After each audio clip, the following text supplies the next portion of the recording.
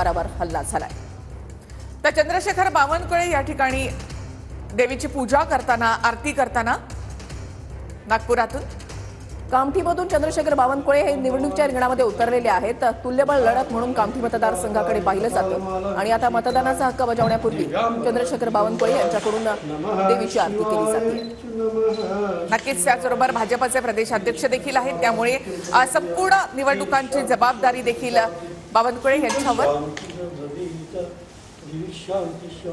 याआधी 2019 मध्ये भाजपा सगळ्यात मोठा पक्ष ठरला होता। 105 आमदार भाजपचे निवडून आले होते, त्यामुळे यावेळी सुद्धा मोठ्या संख्येनं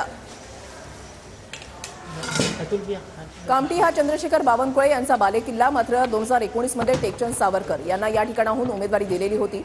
चंद्रशेखर बावनकुळे यांना त्यावेळेला उमेदवारी या ठिकाणाहून नाकारण्यात आलेली होती। मात्र आता 2024च्या या निवडणुकीमध्ये कामठीमधून चंद्रशेखर बावनकुळे यांना भाजपनं निवडणुकीच्या रिंगणामध्ये उतरवलेलं आहे। ही दोन दृश्य आपण पाहताय। दिग्गजांची प्रतिष्ठा एकीकडे पणाला लागलेली आहे। सामान्य नागरिक सुद्धा आपल्या मतदानाचा अधिकार जो आहे तो या ठिकाणी बजावताना दिसत आहेत। अनेक उमेदवारांची धाकधूक जी आहे ती वाढलेली आहे।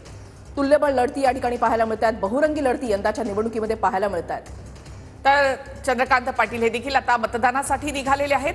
खरं तर चंद्रकांत पाटील यांचा मतदारसंघ हा पुण्यामध्ये म्हणजे कोथरूड हा मतदारसंघ त्यांचा, मात्र त्यांचं मतदान हे कोल्हापूरमध्ये आहे। तर चंद्रशेखर बावनकुळे या ठिकाणी देवीची पूजा करताना आपल्याला ठिकाणी पाहायला मिळतात।